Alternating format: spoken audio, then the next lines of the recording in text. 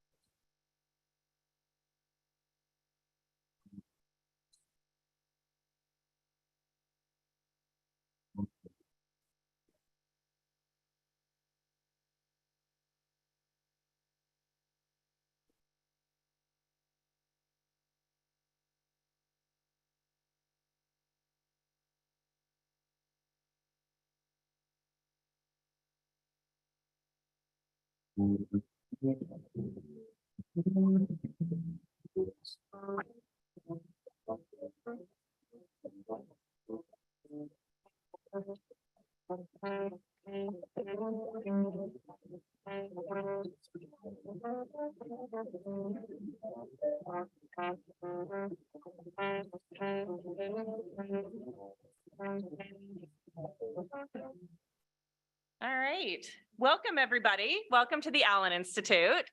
I'm delighted to be introducing our seminar for today on the science of Alzheimer's. So just a brief introduction of our agenda for the day. Our talks are going to be about 50 minutes with our many speakers who will be talking about different aspects of research on Alzheimer's disease happening in our CAD program. And then we'll have time for questions at the end of their presentation slots. And then for those of you who are attending in person, we have a reception right afterwards. Hello also to those of you watching virtually on Zoom or YouTube. So my name is Caitlin Casimo. I'm our Education and Engagement Manager here at the Allen Institute. If you're curious about our education program, you can learn more at alleninstitute.org/education or come find me during the reception. So we will have time for questions from you all who are watching us here today. If you are in person, you should have gotten an index card as you made your way in. If you didn't, we'll come by with some extras. And we'll ask you to pass those out to the aisle. Someone will be walking back and forth. We'll collect those. And if you're watching on Zoom, you'll use the Q&A button down in your Zoom footer. And if you're watching on YouTube, use the live chat to ask those questions. And then we'll sift through them all and we'll ask the speakers at the end. So we'll have plenty of time for that. Before I hand it over to our speakers, just a quick word about the Allen Institute. We are, as you probably know since you're already here, a nonprofit biomedical sciences research institute. And for those of you watching virtually, we're in Seattle. We have core focus research areas in neuroscience, cell biology, and immunology. And we address hard problems with deep complexity in the biomedical sciences. Our approach is governed by 3 core principles: big team and open science. And open science is one of the things that makes our work here at the Allen Institute really unique. We release the data and tools that we generate through our research publicly for anyone to use in their work. from clinical research to other basic science to students who are just getting their first taste of what research might be like. And again, that open science includes data, knowledge, and tools. We have just about 700 employees here at the Allen Institute, and we are recruiting. Check it out at alleninstitute.org/careers. So with that, I'm going to hand it over to Ed, who is going to introduce the CAD program.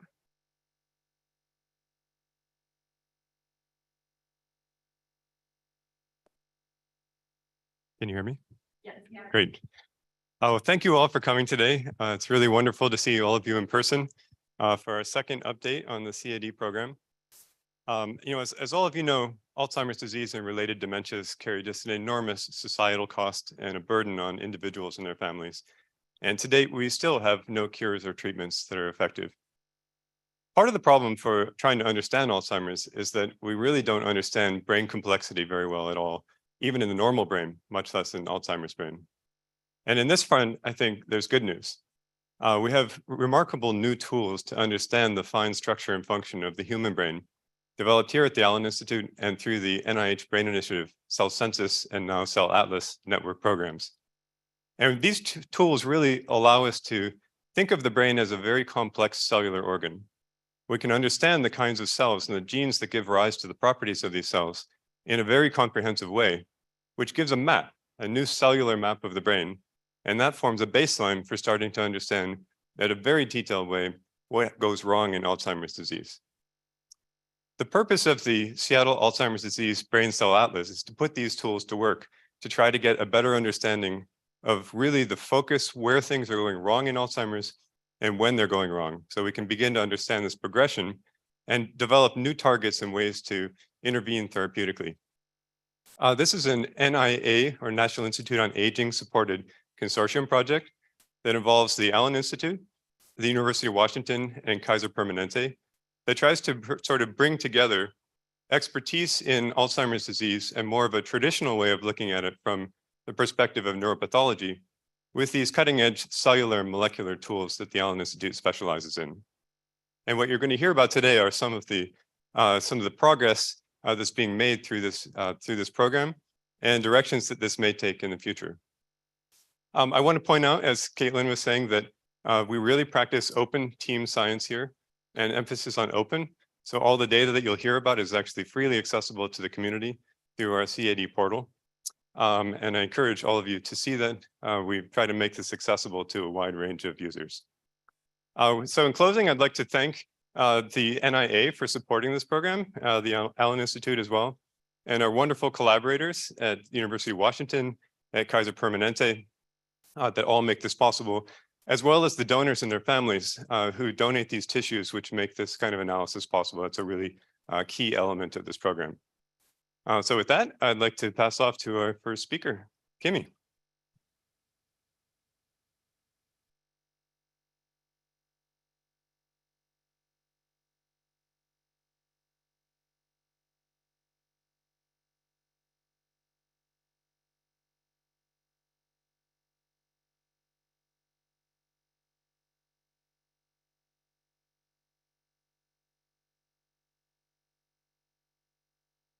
Well, thank you so much. Thank you to the organizers for inviting me back again this year. I am Kimiko Demoto-Riley. I'm a neurologist at the University of Washington, and I see people in the memory clinic over at Harborview.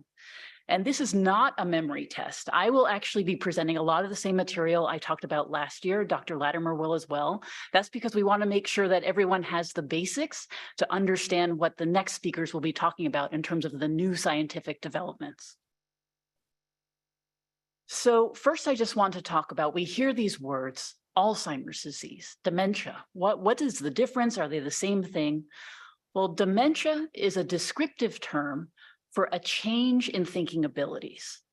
So it describes the severity of a person's cognitive symptoms. So it's basically, is there a change in the person's ability to carry out what they typically do day to day because of thinking changes, not because of physical changes? So someone who has dementia needs help with their typical activities because of this cognitive decline. Now, there are many different causes of dementia. So strokes can cause dementia. Alcohol abuse can cause dementia. and traumatic brain injury can cause dementia. Alzheimer's disease is the most common cause of dementia in people over the age of 65. And Alzheimer's disease is a neurodegenerative disease which causes dementia. So there is a gradual die-off of brain cells, which you'll hear about in the talks to come. Now, when I see someone in the clinic, how do I make a diagnosis of dementia due to Alzheimer's disease? Well, first I want to meet the person. And I also want to meet people who know them well. And what I'm listening for is, has there been a gradual decline of short-term memory? So remembering details of what you had last night, details of an important conversation from last week. Is there more and more of that type of memory lapse? Is it becoming more common over time?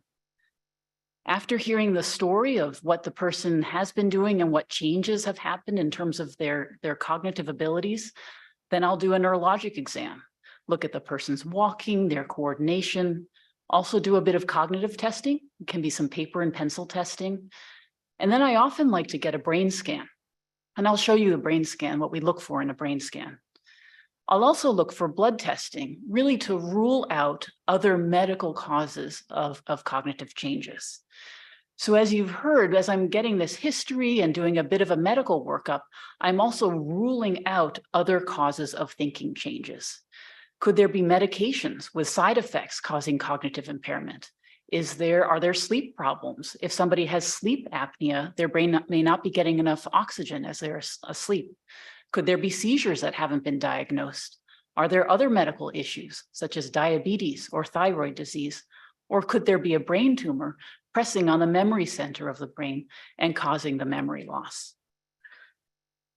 But another really important tool in the clinical toolkit is really continued follow-up over time, continuing to get to know this person and watching for changes. Because unfortunately, if I have diagnosed somebody with cognitive impairment due to Alzheimer's disease, at this point in time, I do expect to see continued decline in thinking over time. And the scale of what we're looking at is years. So we're not thinking about change over days or weeks. We're really looking at many, many years of a slow yet progressive decline in thinking. And we've actually have these terms that we've kind of superimposed on this gradual change. So there's this sort of preclinical stage where there's actually no thinking problems, no short-term memory problems that we can detect on our current memory tests. But then there's this prodromal stage. There's a time when the person might be wondering, is this normal, healthy aging or not? And the people around them may be wondering that as well. They come into the clinic, and then on cognitive tests, I detect that there are some changes that I don't expect as part of normal, healthy aging. The person remains independent, still is doing all the things they used to do, but is maybe using some compensatory strategies, maybe really referring to a list more when they go to the grocery store, using more reminders to pay the bills. And then over time, we tip into that stage we call dementia, which means that the person that needs help with those day-to-day activities. So someone else needs to remind them to take the medications to pay the bills. And dementia applies to that needing a little bit of a help to all the way to needing full care for eating, bathing. So while we see these changes on the surface, and then we actually have a special word for this prodromal stage. We've recognized it's very, very important to catch people in this very early stage, and we call it mild cognitive impairment. So we're detecting these mild changes, but the person, again, remains independent, and that's a perfect time to delve in and say, are these changes right now due to Alzheimer's disease, or are there other things going on as well? But underneath the surface, in the brain tissue, there's lots of changes that have been going on. And these changes have been going on even before we can detect the memory changes. And so you can see that there's, again, this gradual change, but there's been a lot of changes in the brain tissue, which you'll hear about from Dr. Latimer and the other speakers before we even detect the memory change.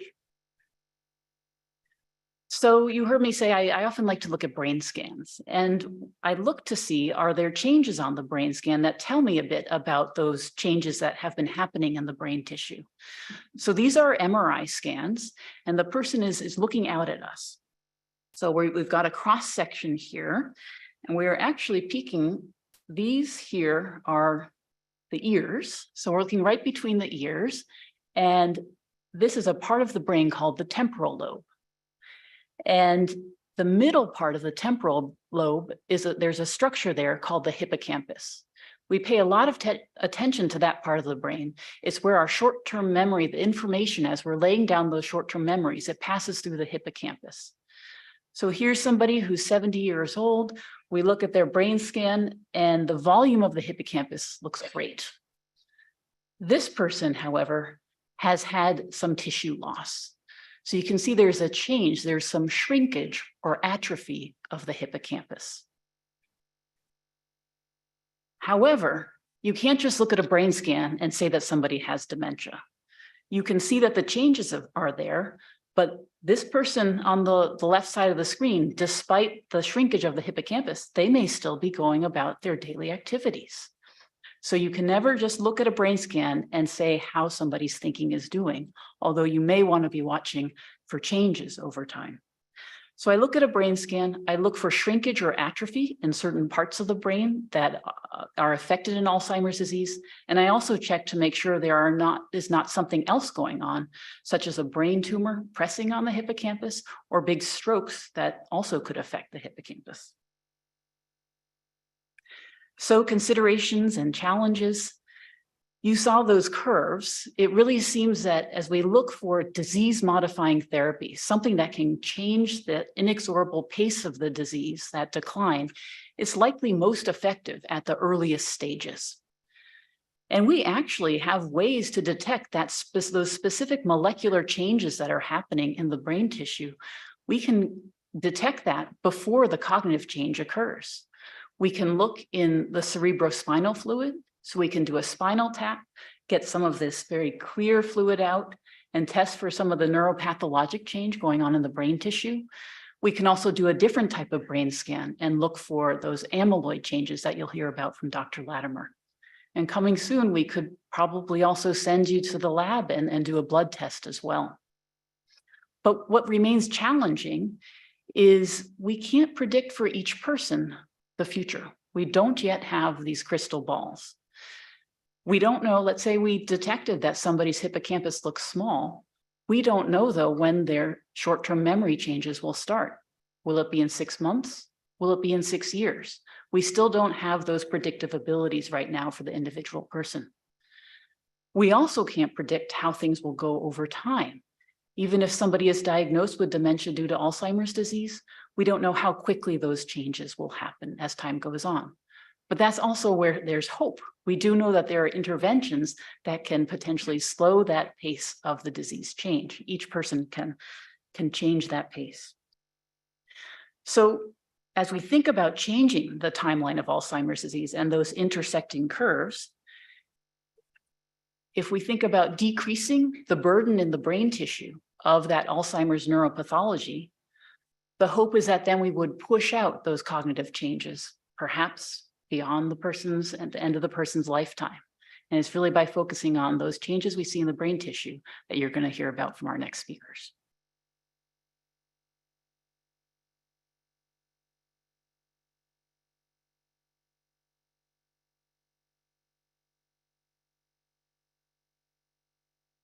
All right, well, thank you guys so much for being here today. My name is Dr. Caitlin Latimer, and I'm a neuropathologist at the University of Washington School of Medicine. So for the next few minutes, I'm going to expand on some of the things that Dr. Demotta-Riley was talking about and introduce you to the neuropathology that underlies Alzheimer's disease.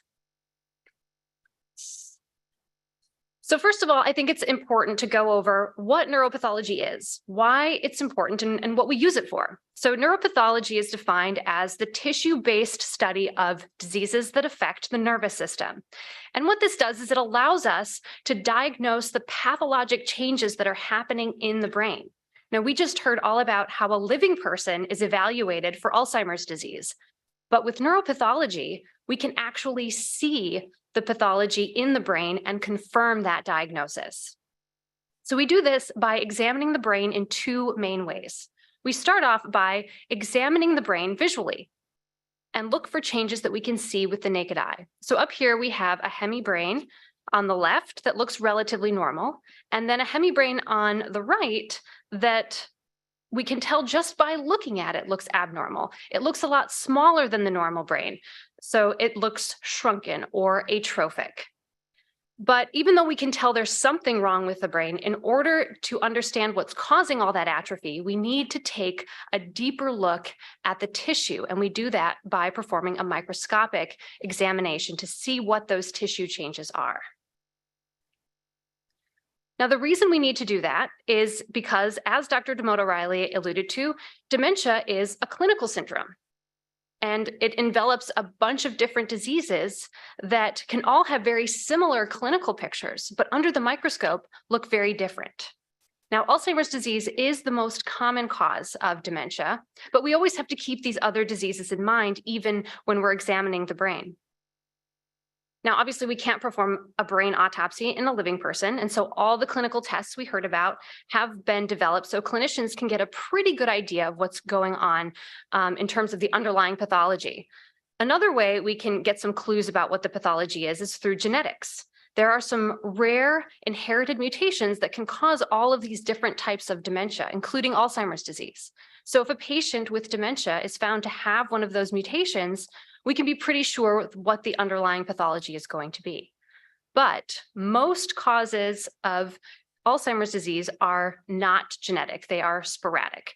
And so there's not going to be one single gene that we can detect that's going to tell us that this person has Alzheimer's disease. And therefore, ultimately, to really confirm the diagnosis, we need to perform an autopsy, which will allow us to identify those diagnostic features in the tissue that define Alzheimer's disease pathology. And those are the amyloid plaques and the tau neurofibrillary tangles. Now, the reason that the clinical symptoms can be used to help the clinicians figure out what that underlying pathology most likely is because the brain is organized into these different functional areas. So you have certain parts of your brain that are dedicated to your executive functioning, the decisions that you're making, your memories, language, and visual spatial processing. And each of these brain regions is affected differently by those different diseases that cause dementia. So the patient's symptoms will reflect which functional brain regions are involved, and that in turn is going to be a clue to what the underlying pathology is. So this summarizes really the approach that a neuropathologist takes when examining a brain. And now I want to show you guys what a brain with Alzheimer's disease looks like to a neuropathologist and how we make that diagnosis. So we're going to begin with the visual examination of the brain. And we have a nice, normal, healthy-looking brain on the left, and then a brain with Alzheimer's disease on the right. And just like that cartoon brain that we looked at, I think you can appreciate that this Alzheimer's disease brain looks atrophic. There are these folds of brain tissue called gyri, and they're much thinner in the Alzheimer's disease brain compared to the healthy, normal brain. The other thing I think to notice is that the whole brain isn't affected the same throughout. So I've superimposed the functional regions, and the front parts of the brain involving executive function and memory in particular, you can see have a lot of these atrophy changes, but the back part of the brain is relatively spared. Then down below, I have some cut sections of the brain to give us another view of what's happening. And I think one of the most striking changes we notice is that the ventricles, which are the spaces in the brain that contain cerebrospinal fluid, are much larger in the Alzheimer's disease brain than in the normal healthy brain. And this is because there has been a lot of tissue loss around those ventricles, so they've gotten much larger. And then finally, I've highlighted in these green circles here that very important structure that Dr. Demoto-Riley talked about, the hippocampus. So this, again, is a part of the brain that's involved in our memory formation, and it is hit very early on in Alzheimer's disease. And so again, that's why a lot of times patients with Alzheimer's disease present with memory problems. And you can see here, this is the hippocampus in an Alzheimer's disease brain. It is very small, and there's all of this space around it, again, suggesting a lot of tissue loss. Compared to the normal hippocampus is nice and full, and there is no space around there. So just by looking at this brain, we've established an atrophy pattern. But the next thing we need to do is look at the brain at the tissue level to identify two abnormally aggregated proteins that define Alzheimer's disease pathology, and those are amyloid and tau. So amyloid is a protein that in Alzheimer's disease forms these abnormal clumps outside the cell called plaques.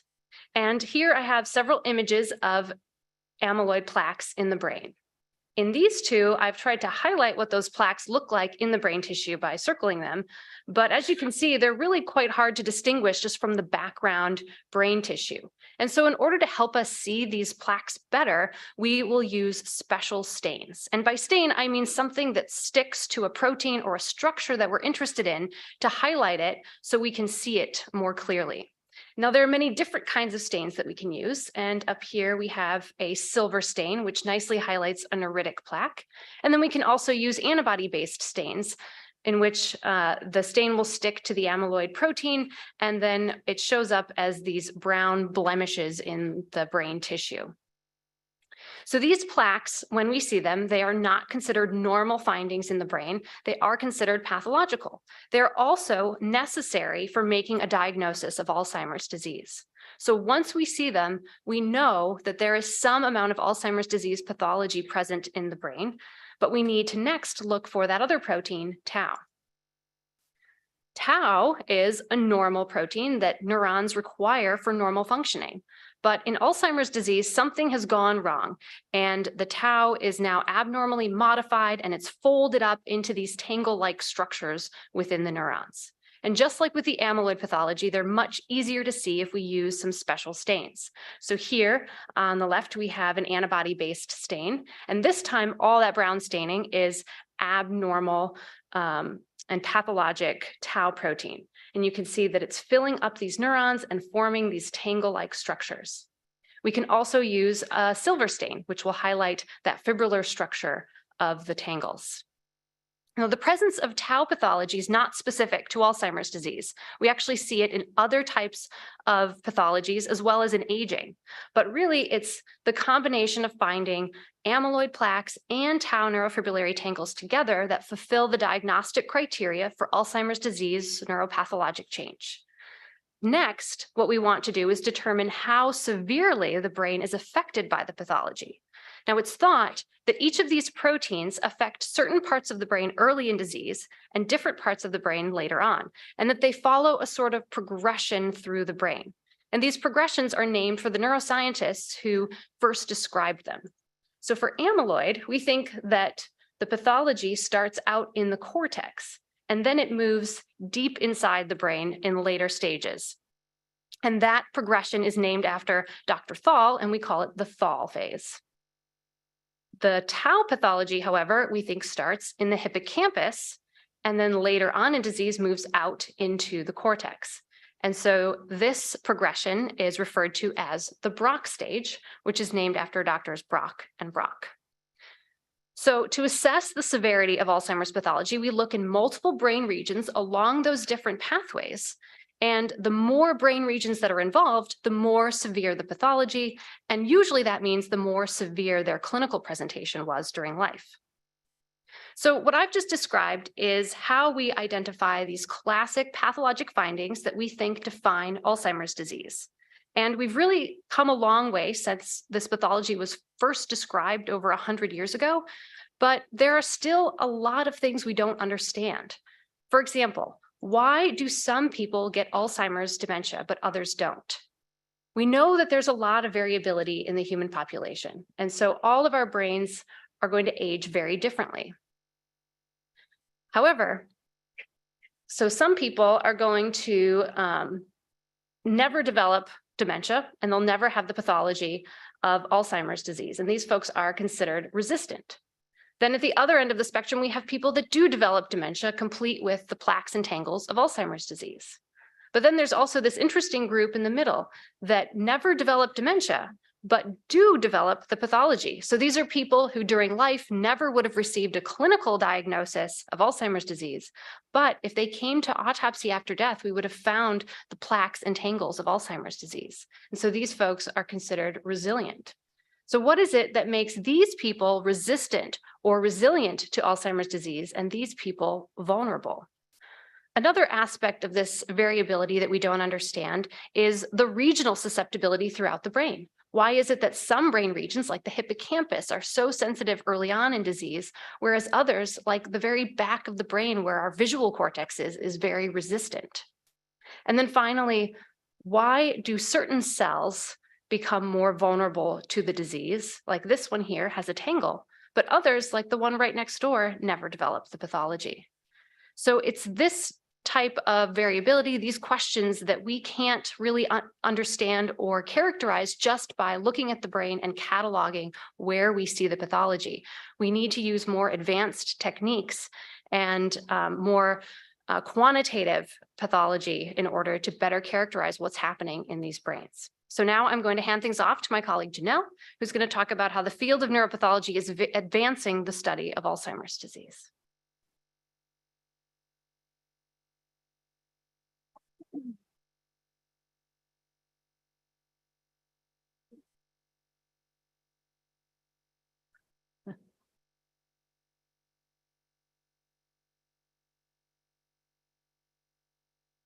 So, hello, my name is Janelle Ariza Torres. I'm a research scientist in the Brain Lab at the University of Washington. I'm more recently the manager of histology area at the Allen Institute. So, how is the brain so complex, and how can we start analyzing? So we can start by decompressing the complexity. So we can start getting all the information from the folds or the cortical areas of the brain. And we can start also analyzing the complexity of the neurons that are present here. So we know that neurons are not the only cell populations in the brain. We have also the astrocytes, the oligodendrocytes, the microglia, and also the different kinds of neurons depending on the brain region. The cortex or the organization of these neurons are different depending on which region of the brain you are analyzing. So the cortex have 6 different cortical layers that we stain that are different in organization, and we stain them with the specific stains that Caitlin mentioned to start understanding the correlation of the neurons, the astrocytes, the oligodendrocytes, and microglia with Alzheimer's disease.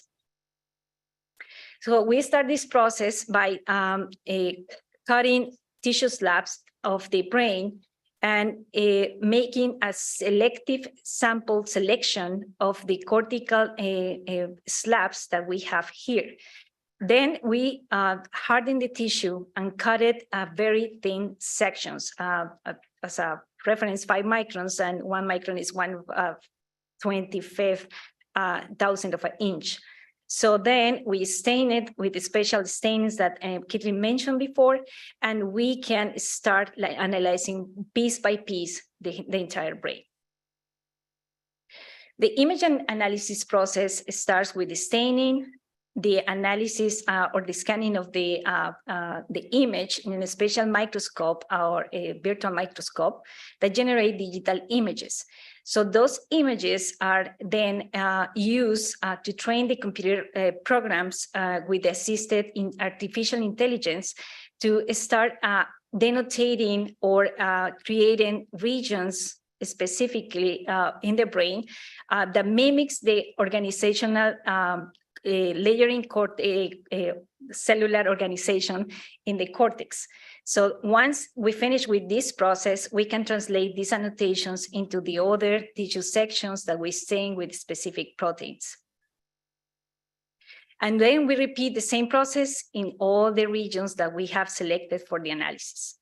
Here is as an example of the hippocampus and all the regions that we can analyze in just that in that specific brain region.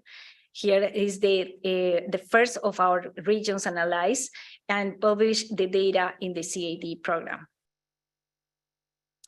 Then what kind of data we can obtain using this specific technology? So we can obtain the information from the neurons, how many they are, the size of the neurons that are present in the tissue, the astrocytes, the size of the arms of those astrocytes, the area they occupy, and how they are affected within the cases that we are analyzing, the presence of abnormal proteins inside of the neurons that, for example, one here is the presence of Lewy bodies, and also the presence of amyloid beta or tau, and the correlation with other pathological proteins. So we can obtain the precise size and the specific location of these specific landmarks in Alzheimer's disease. So what we have observed so far, that these specific metrics that we use, more than 300 different metrics that we measure so far, in one specific region, are very comparable with the analysis of the entire brain made by the pathologist.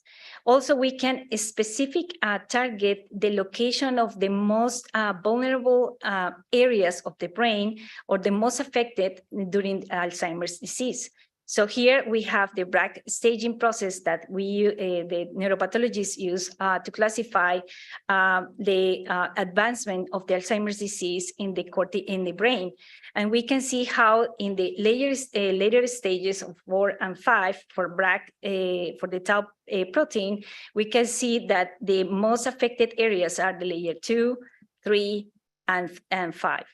And also we see the same pattern or different pattern and location, but also a selective vulnerability in the cells in the cortical areas for the presence of beta amyloid plaques. And these ones correlate highly with the presence of Alzheimer's disease in patients in the layers 1 and 3. So why we do this specific analysis and why it's so relevant? We can specify more precise quantities. We can give numbers to whatever is the category that the neuropathologists are defining with words. So we also can use one specific brain region. And in this case, for example, if we organize all the donors that we process for the neuropathological analysis, every single square here represents one donor. And if we organize them from the less affected to the pathology to the highest affected with the pathology, we can see that there is a correlation on the presence of tau and A beta, and also with the decline on the cognitive score. So the hope with this analysis, this type of analysis, is to have a better understanding on how these changes inside of the brain can correlate with the expression of the clinical cognitive score. So now I'll leave you with Dr. Kyle, who is going to explain a much deeper analysis. Thank you.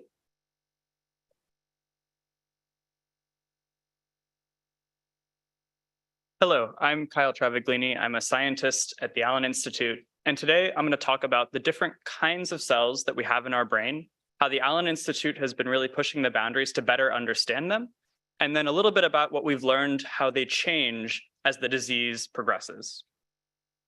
Just to recap what we've heard from some of the previous speakers, when we compare the healthy brain to someone who has Alzheimer's disease, there are a few landmarks that we see along the way. The first are microscopic changes, where you see these tau tangles inside of neurons and then amyloid plaques outside of them. And then later on, you see atrophy or shrinkage of the brain as connections between neurons are lost and as cells are starting to die off. We've also learned how the disease is a progression.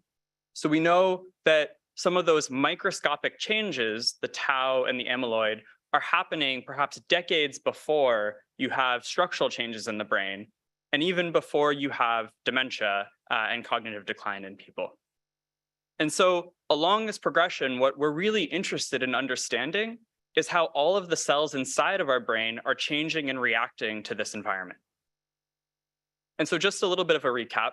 I think we all know that neurons are in our brain and they are linked with one another and they communicate. And that's how we think, feel, move, speak, and do all the things that we know and love.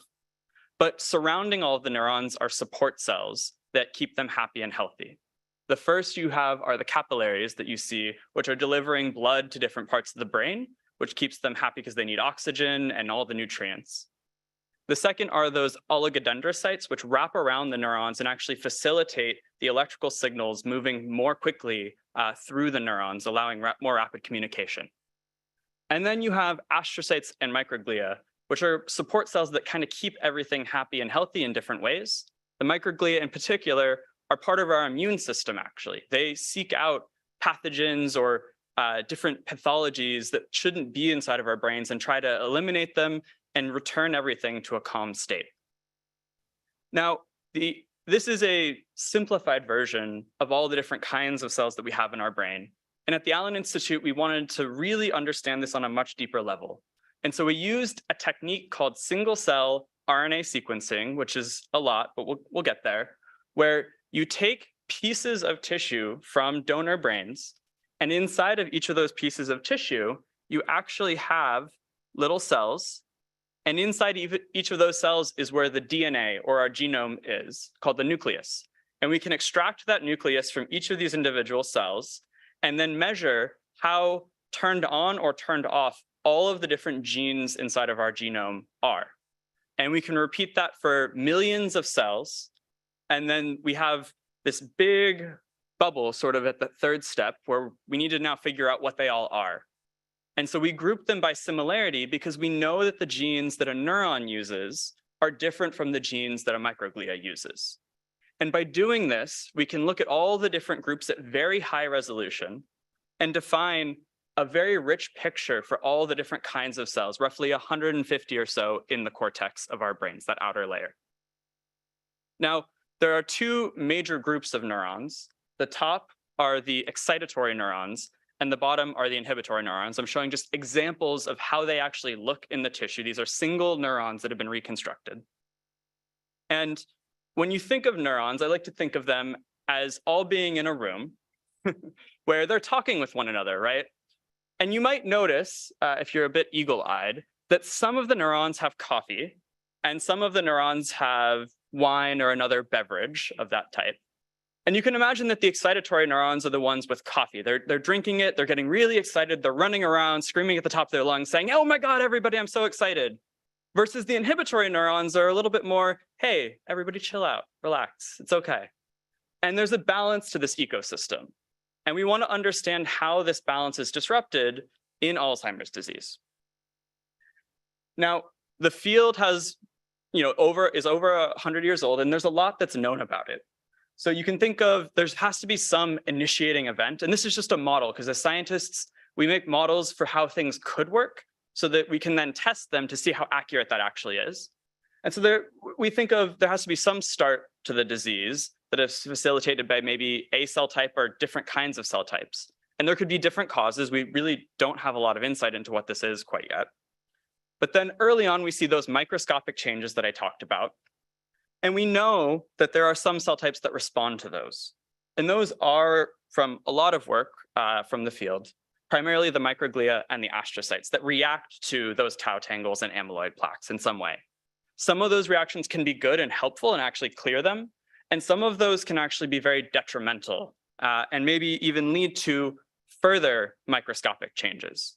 And over time, you could imagine that the environment gets so toxic that you would start to then have vulnerable cell types dropping out or dying off or no longer functioning as they should. And so you can imagine that if the environment gets really toxic, you could have neuronal populations starting to die off or lose their connections with one another.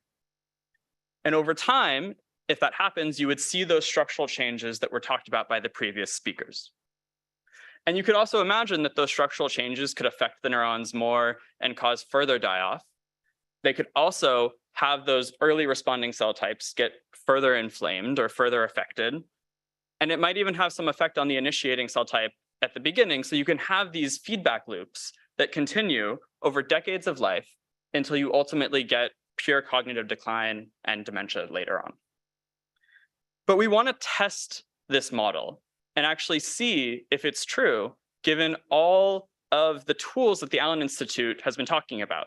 So we want to use that technique, single cell RNA sequencing, but not on healthy tissue like the Allen Institute has done previously, but on aged tissue that spans cognitively normal, no pathology, all the way to severe dementia, very severe levels of pathology.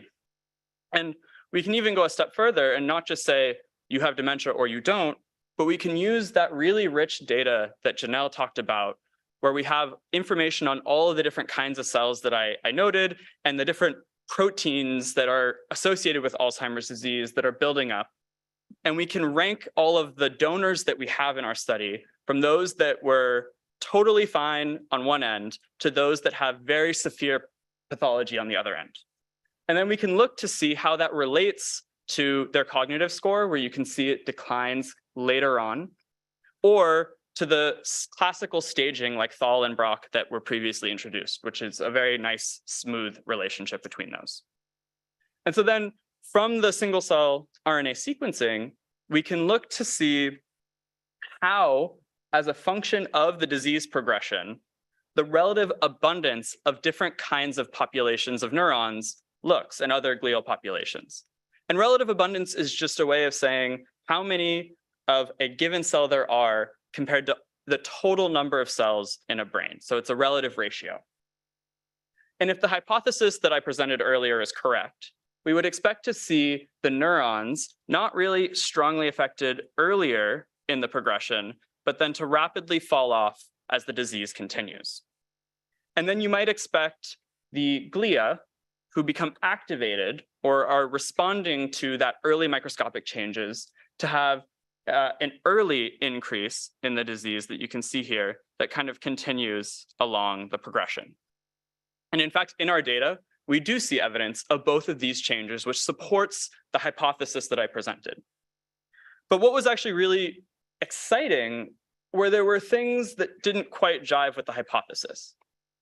And one of those was that for a specific kind of inhibitory neuron, we saw that it was declining in its relative abundance much earlier than any of the other neuronal populations and along that full disease progression. And that's really interesting because it forces us as scientists to think about the hypothesis that we had and add in a new piece of information to update that hypothesis. And so now we have to think about, we have this inhibitory neuron loss that is happening sooner. Is that because of those early microscopic changes? Is there something else that we're not looking at yet that is causing that? And then how would that affect the neurons later on? How would that affect that homeostatic view that I talked about earlier? I'm going to end by coming back to this really beautiful cartoon where you can imagine if all of a sudden you've lost one of these inhibitory neurons who is telling the partner there to relax, calm down. That neuron now is getting a little anxious, maybe drinking a little bit too much coffee, getting too excited, and might be exhausting itself because it's just too excited. And that's just a hypothesis. That's something as scientists that we now need to test. But the CAD project is allowing us to find these targets and ask these questions. And now I'm just going to end and pass it off to Victoria to talk about how we can do that and also maybe bring some of these things into the clinic. Thank you.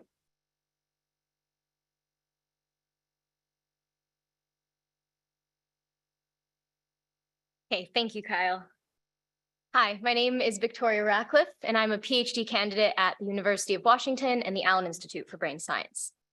So for the final section of this evening's talk, we're going to very briefly recap two of the most important points that have come up so far, and then we'll spend the rest of the time discussing two very exciting recent innovations that have been developed here at the Allen Institute that can hopefully bring these discoveries one step closer to helping individuals with Alzheimer's disease. So to very briefly recap, we know that Alzheimer's disease is a progressive disease that develops very slowly over the course of many years. We can think of this progression as a wilting houseplant. If the plant isn't watered, it wilts over time. And we can think of the brain in a similar way as we age and are exposed to other potential disease-causing factors. Taking this analogy one step further, we can think of each leaf on the plant as a cell in the brain. And as the plant begins to wilt, oftentimes you may notice that certain leaves are drying up and falling off before others, just as we believe that certain cells in the brain are becoming vulnerable and dying before others. And despite decades of research, and the reason that we're having this seminar today, we still don't know what causes Alzheimer's disease. And as an extension, we still don't know what causes certain cells to wilt before others. So this brings us to our new cellular approach to studying Alzheimer's disease. Earlier in the talk, we learned about how we've been using post-mortem human brain tissue from donors that happen to fall along each possible stage of the disease progression. And by studying these many snapshots of disease state, we've started to identify this window where cells start to become vulnerable in disease. And this window allows us not only to identify which cells become vulnerable, but when. And this is critical. So now that we're armed with this new thinking, this new understanding, we can start to ask the very important question of why. And just to finish by painting a complete picture here, once we understand why cells become vulnerable, we can start to develop ways to help. And in this kind of analogy here, the idea is that you would be able to step in at the exact right moment to help those vulnerable cells when they need them, when they need help, to not only block the further wilting of the plant, but perhaps even bounce it back to a healthier state. Okay, so before I describe how we plan to study all that in more detail, there's one other kind of recap point that has come up more implicitly through this evening's talk, which is that Alzheimer's disease is a uniquely human disease. And we all know that humans get Alzheimer's disease. Frankly, that's why we care about it. But what is probably less well known is that unlike diseases that affect other organs, there is essentially no human brain disease that is really recapitulated in our animal models that we use to study the disease. More critically, mice do not develop Alzheimer's disease. And this means basically that the majority of research that is being done in these models is done on mice that are manipulated to have one aspect of the disease, which of course is not a perfect substitute and can limit our ability to understand the full complexity of the human disease. Secondly, and this is more hot off the press, through our studies with the post-mortem human brain tissue, we have found that some of the cells that happen to be most vulnerable in Alzheimer's disease happen to be these special types of cells that are only found in the human brain. And this is a really interesting finding within and of itself. And it's also important because it might give us a clue as to why certain animal models, such as mice, don't develop the disease. It also makes us realize how crucial it is that we are using models to study the disease that actually contain all of the cell types present in the disease. So how do we study the human brain? Everything that's been talked about this evening thus far has been using post-mortem human brain tissue, which is an incredibly valuable resource, as has been hopefully very apparent.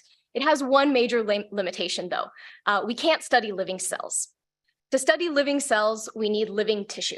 And this is made possible by another very important and generous source of human brain tissue, neurosurgical donors. So these are individuals that are undergoing brain surgery for a reason unrelated to Alzheimer's disease. And in order for the neurosurgeon to access the correct region of the brain, they have to remove some healthy tissue along the way. So this is tissue that would have otherwise been discarded that can now be used for research. And this presents a very new and exciting opportunity to study healthy, intact pieces of human brain in the lab. And in the recent years, scientists at the Allen Institute have developed a method that allows us to keep these pieces of brain tissue alive in a dish in the lab. And this new platform is super exciting because it allows us to study how those exact same cells that we know are vulnerable in the Alzheimer's disease brain, we can study what they're like and how they function in a normal, healthy brain. And if we understand how they act when they're alive and healthy, we'll be much better positioned to be able to intervene and help them when they start to get sick. So now that we have this new approach of studying Alzheimer's disease as a cellular disease, as I mentioned in the beginning, and we have this new platform of studying living human brain slices in the dish, how do we actually target those really specific cells that we know are vulnerable in disease? And as an extension, how would we identify and know whether those cells are getting better? We need a new technology. And this is a technology that the field has needed for a long time, and only recently has it really started to become a reality. And I have to say, this is super cool, and it's been developed primarily by scientists here at the Allen Institute. They've essentially developed this toolbox of these special modifiable packets called enhancer AAVs. And we can think of these packets as a piece of mail that's addressed to a specific person's address with a very specific letter written to that person to tell them to do something very important. It's a simple and powerful idea. And in theory, these packets can be modified to target and send information to any cell in the brain. And just taking one big step back here, if you were to look at this slide on its own, you would see that there's nothing specific to Alzheimer's disease here. So in essence, what we are presenting is a toolkit that in theory could target any cell in the brain and therefore could help any disease. So now that we have these innovations that allow us to study cells outside the clinical context, we can start to ask the really important research questions. And just to emphasize, everything that I'm talking about here is purely for research. And this allows us to ask, very important but simple fundamental research questions. So in the research context, we can begin to design experiments that tell us why certain cells are getting sick, and then learn how to send them what they need to get better. So combining our new approach of looking at Alzheimer's disease as a cellular disease, our new platform of using brain slices, and our new technology of using enhancer AAVs to send cells help when they need it, we can finally piece together what is happening to our brain cells that make them vulnerable in Alzheimer's disease. So to conclude, I want to emphasize how critical human brain donation is for making these key discoveries. This is a disease that is uniquely human, and having human brain tissue to study is essential. With this valuable tissue, we've been able to find the cells that are vulnerable in disease. And once we know which cells are vulnerable, we can use human neurosurgical brain donation tissue to study why they're vulnerable. And finally, using the innovations that I just described, we will soon have the ability to send the exact right cell the exact type of help that it needs. And just to close on this final analogy of watering the houseplant, the ultimate goal is that not only do we have the right type of help to the right cell, but we can intervene at the precise right moment to help that cell before it wilts further and can't be recovered. And with that, I'd like to pass it back to Caitlin. Thank you.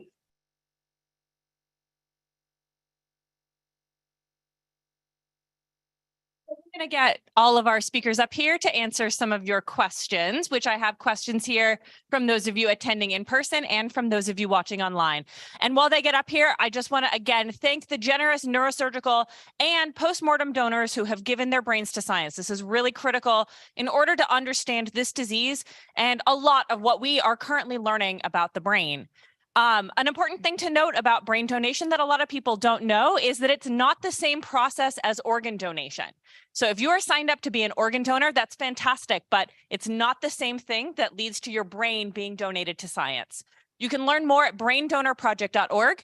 If you're in the Seattle area, you can sign up for neurological studies as well as brain donation through UW. You can scan this QR code here. And if you're elsewhere, visit your local university's website to learn more. So finally, a thank you to all of the support for this research. This was again an NIH supported project. And you can learn more and access all the data we've been talking about at CAD, that's sea-ad.org, or all of our other neuroscience data at brain-map.org. So here we go. The first question is, I think this is probably going to be a Kimmy or Caitlin question. Can you talk about the heritability of Alzheimer's?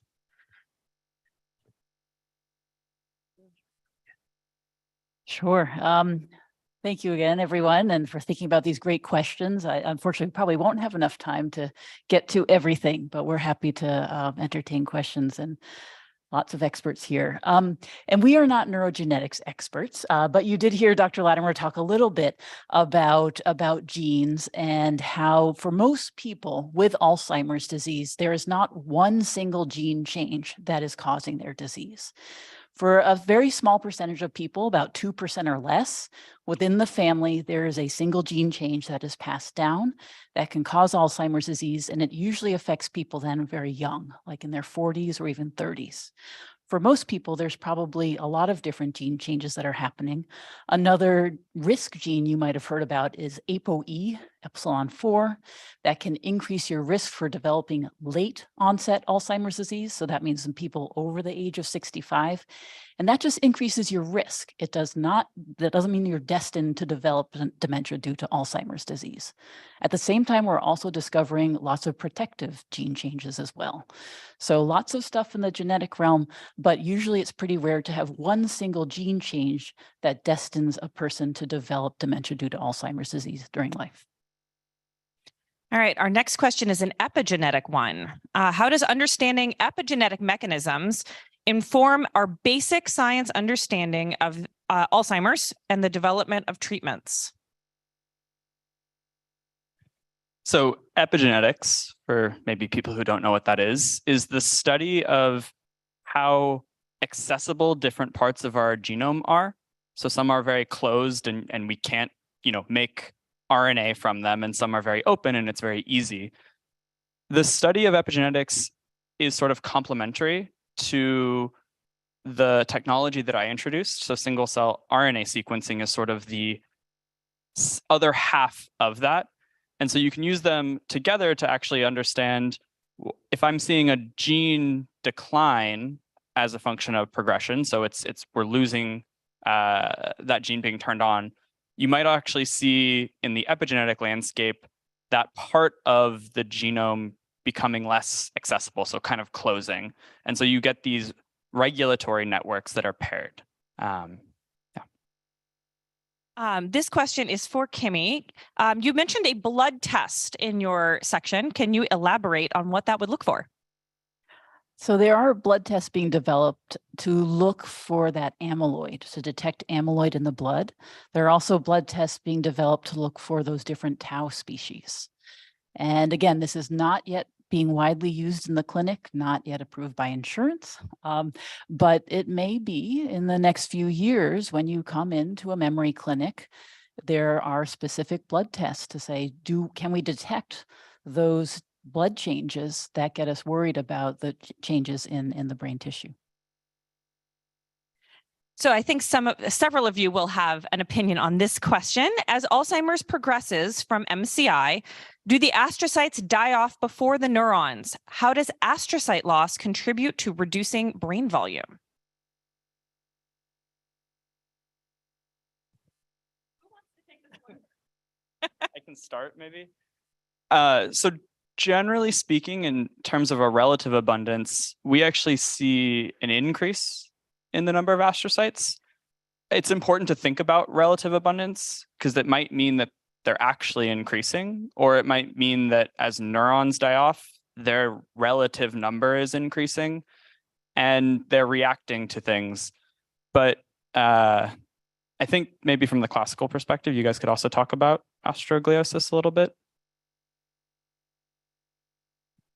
Yeah, from the neuropath perspective, astrogliosis, so seeing an increase in astrocytes is something that we tend to see in these brains that have really severe pathology. So I am not surprised to hear that they're seeing the numbers look like they're going up.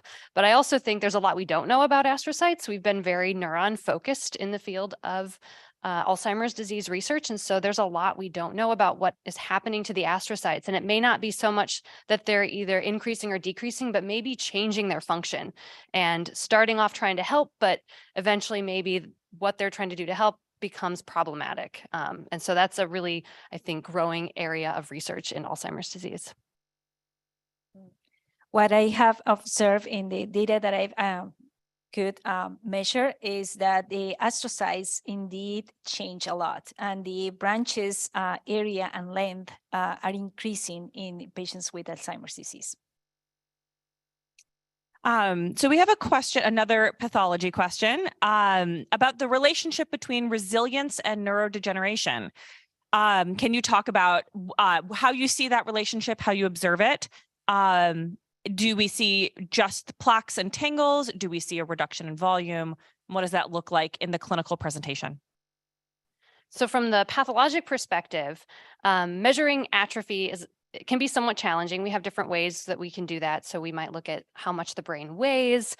We can look at the astrogliosis and just sort of how the brain looks to us if there's been a lot of tissue loss and those ventricles are large. And so what I have seen in cases where we have a donor that comes to us at autopsy and there's no clinical history of cognitive dysfunction. They came in as a normal, healthy donor. And then when we do our pathologic exam, the brain actually looks pretty good. And we think, okay, this is a normal, healthy brain. And sometimes these can be quite elderly donors, people in their 80s, and it looks pretty good. Then when we look under the microscope, I'm shocked to see all of the amyloid and the tau.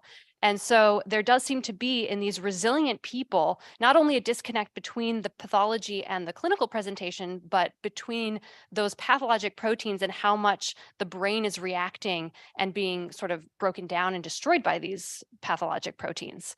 And so that breakdown, that disconnect is an area that I think is really ripe for research as far as understanding, if we can figure out how maybe not to prevent the proteins from showing up in that way, but how to prevent the brain from reacting to them in such a detrimental way. That might be another way we can target the disease. This next one, I think, will also be for several of you. Can you talk about individual differences between people? And also, how do those individual differences potentially affect personalization of therapy down the road? More clinical. I feel like you should. I can start on the research side. So when we're looking at the relative abundance of cells or how cells have changed in terms of which genes they have turned on and off, there is often a lot of individual to individual differences. And right now we're at the stage of, in spite of that heterogeneity, what are the trends that are kind of common across everybody to identify these early vulnerable populations. But a really interesting area is where there are differences and how does that tweak how the disease progresses within them. And that even speaks a little bit to resilience, where if we have enough donors where we have that resilience phenotype, we could start to see what's different about them at the level that I was talking about. But it's very early days and we don't really have enough donors to ask those questions quite yet. And I guess perhaps just to think about it from the person perspective and a personal history. We all come in, our lives are very different. We have different experiences as time goes on, different things we are exposed to. And so that may also change either how we react to a medication or how the disease itself may progress within somebody's brain. In terms of life experiences, for example, we do know that having good cognitive stimulation, having good education, having good social experiences, those are very important for our brains. So this is perhaps where some of that vulnerability and variability can come about as well. But I feel like, yeah, this is a big question. But again, where there's lots of hope. And again, there's the single cell variability, but just each person is their own person, and over time, each person has their own experiences during life, which likely affects what's happening in the brain. Last question, and this is for all of you. What are you most excited about in Alzheimer's research right now? Well, I suppose as the PhD student, I am extremely excited to do everything in the lab that I just presented on screen. So we are starting to identify these cells, and we don't know it's an open, exciting world in terms of what we can answer. And so I find that personally very exciting. Of course, that's far from the clinic, but we have to start somewhere. I think a lot of the stuff that Victoria talked about, where we're now at a point where we have a very good picture for what healthy looks like and an initial view of what happens in one small brain region in Alzheimer's disease. And there's just so much more data that the Institute is starting to collect and to generate that is focused on other brain regions, and then, expanding the toolkit that Victoria talked about. And just when those come together, I think it's going to be very exciting for what we can learn, and then hopefully what can get brought into the bedside, which I think is a good transition. Thank you. Yes. And it just seems like the time is right when things are coming from the basic science and really leaping into the clinic, that now is the time in these next few years. We are going to see so many changes in our ability to make accurate diagnoses, hopefully some of that prognostic part too, and then to be tweaking the therapeutics. So it really seems like these next few years are going to be so exciting to translate all these scientific findings into the clinic, into helping the individual person. So I think for me, one of the areas that I thought was a really exciting shift in the field was this conceptual shift from thinking about Alzheimer's disease as this really, purely cognitive, and then this is what the pathology looks like, to thinking about it from the aspect of it being a biological change that's happening in the brain. And so like Kimmy showed, that people probably are developing these pathologies very early on, but they aren't actually showing those symptoms yet. And so if we start thinking about this disease that way, we could start thinking about other ways that we can interrogate people who may be vulnerable to eventually getting dementia from those pathologies. And so I often relate it to the field of cardiovascular medicine, where, there are certain measurements that we take at our doctor visits. What are your lipids? What is your blood pressure? And none of these things, we think of as hurting us individually or at that time, but we've developed medications to control them so you don't end up with things like a heart attack or a stroke. Just like Alzheimer's disease, these pathologies are starting to build, but they're not causing any problems. But now if we can start figuring out ways to identify them earlier and earlier, and then target ways to help the brain manage them or prevent them, then we can maybe have an impact on this disease. So it's been this real conceptual shift in the research of Alzheimer's disease. What is most exciting about the recent research is that scientists are taking risks. They are going away from the normal study of Alzheimer's disease, like is the study of tau and A beta.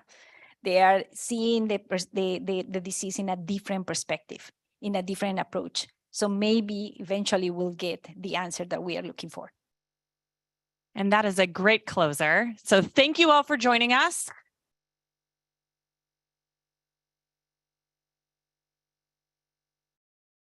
So at this point, we will bid a fond farewell to those of you watching on Zoom and YouTube. Thank you so much for joining us virtually today. And those of you who are here in person, we invite you to join us in our atrium for a reception right now. So please head on.